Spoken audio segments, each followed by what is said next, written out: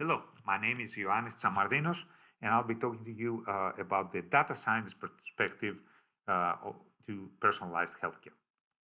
This is my conflict of interest declaration. And moving on, let's suppose we're measuring like one biomarker, in this case, PSA concentration in a number of subjects. Some are cases and some are controls. As we plot the data, we can observe that this biomarker can actually somewhat diagnose between the cases and the controls in this case. However, in other cases, like this is not going to be so easy, and we would have to like examine multiple biomarkers. Here's an example on thymic epithelia tumor subtype classification. We have four subtypes of thymic epithelia tumors, and let's say we measure these two biomarkers, and we can observe that actually they can distinguish and classify between the four subtypes. How can we go about like doing this with in a principled way, creating like a diagnostic model? Well, we can give the data to a machine learning or statistical modeling algorithm and learn a diagnostic model. In this case, let's try decision tree learning. If we do that, it's going to come back with this predictive model, diagnostic model. So it checks first like whether this biomarker is smaller than its value. And if it is, then it checks the second biomarker if it's smaller than this value, and then it classifies as subtype 4. So if a new subject has measurements that fall within this region, they will be classified like a subtype 4. The points here are that we need to measure multiple biomarkers sometimes in order to have like a clear decision and an accurate prediction. And we need to know how to combine them and need to know also how accurate is our model. Should we use it like in the clinical practice? Now, in real molecular and medical data sets, we don't just measure one, two, or a few biomarkers. We actually measure hundreds or maybe tens of thousands or even millions when we're talking about like genetic data. So the problem now becomes more difficult. It's how can we combine them in the best possible way to give like predictions? And even better, if we can only combine only the necessary ones, removing the irrelevant and redundant features from consideration. And finally, how we can estimate predictive performance on new patients. So the current practice is actually to hire someone with deep expertise in statistics and data science and analysis and give them like some time, and they will come back with something like this. This is a true code script of one of my postdoc that after 2 years resulted in this nice publication presenting and describing a clinical risk prediction model for lung cancer. So obviously this is not like the optimal way. So the new approach that is coming up now is the automated machine learning approach, or AutoML for short. And the idea here is that you have systems where you just add your data, define your preferences, and they do the analysis for you. And then all you have to do is like interpret the model and apply it. So they work by having like some artificial intelligence component inside that knows how to specifically how to analyze your data based on their size and the type and your preferences. So one of these tools is actually just a data bio, or JAD bio for short, that we have created specifically designed for biological data, meaning that it can accept and work like even with just a few samples in case you have like some rare disease or costly measurements, and hundreds of thousands of features. And it's fully automated, and I would like to think it can also be used by an MD.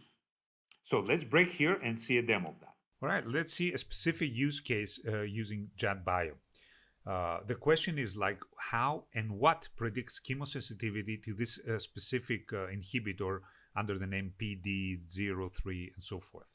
And for this, we have download data from the publication shown here, measuring like in 386 cancer cell lines, a bunch of multi-omics measurements measuring like 44,000 plus total molecular features.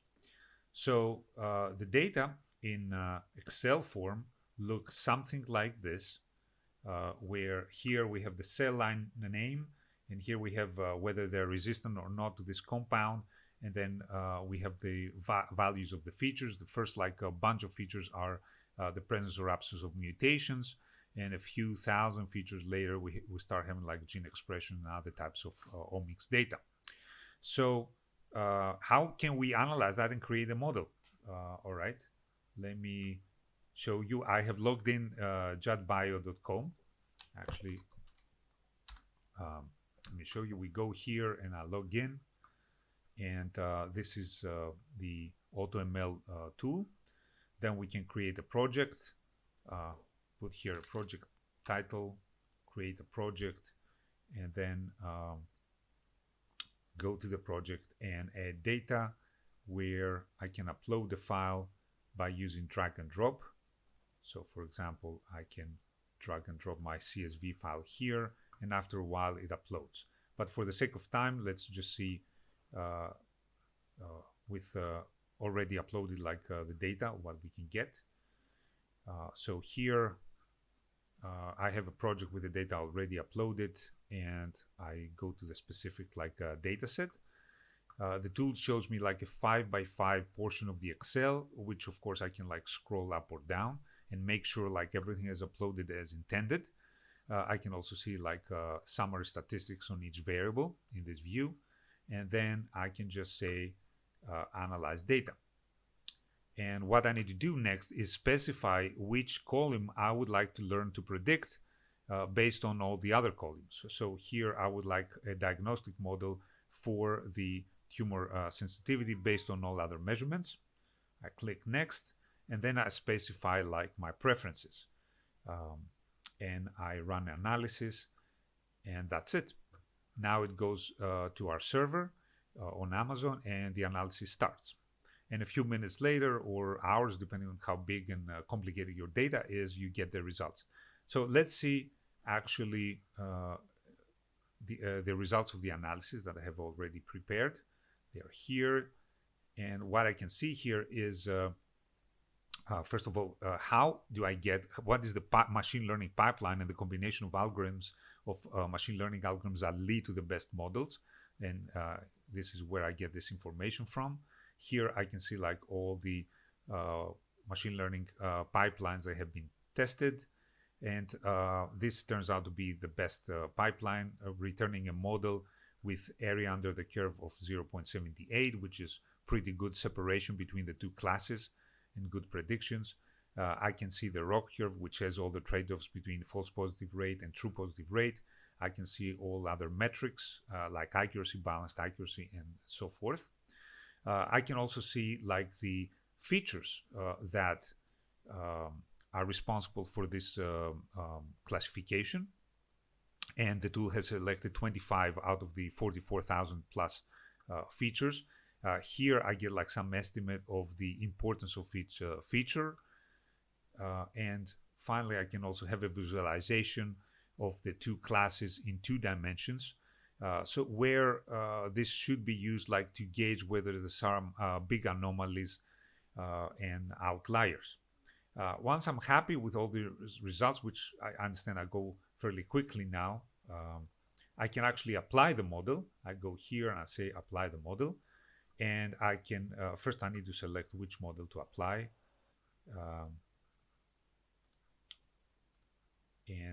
Then I have the option to apply to a new data set with labeled samples. So I see I use it as a validation set, or unlabeled samples, just in a clinical setting, you would like to do some predictions. Or I can actually manually enter values for the predictors and see the predictions. So right now, these are all the predictors, and by default, we have the mean values here, but I can change that to whatever I measure in a tumor, let's say, and I'll maybe make this 8, whatever, and apply the model, and I get the probabilities to be resistant and the probability to be sensitive. So just like that, we have analyzed data that predict the chemosensitivity to a specific drug compound. Thank you. Right, moving on. How can this technologies transform the patient journey? Well, this starts before someone becomes a patient with preventative medicine. So, for example, having data that measure lifestyle factors and genetic markers, we can create models that assess your risk of developing cancer, so we can actually give advice on personalized advice on lifestyle factors. Okay, now later on, we can develop like for people who may be at high risk, like risk assessment models, and based on that, decide how often to screen them. So here's an example.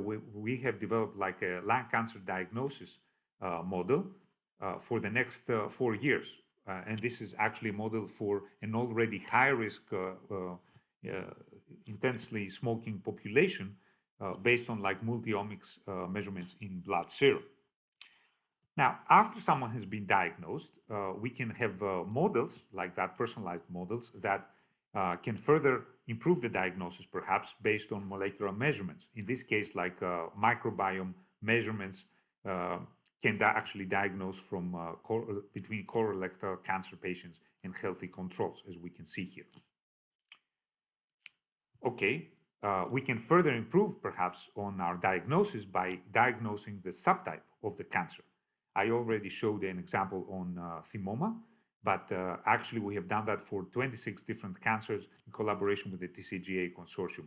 And as you can see on the right, using just a few markers, we can actually have a great performance, predictive performance for most of our of the 26 cancer types.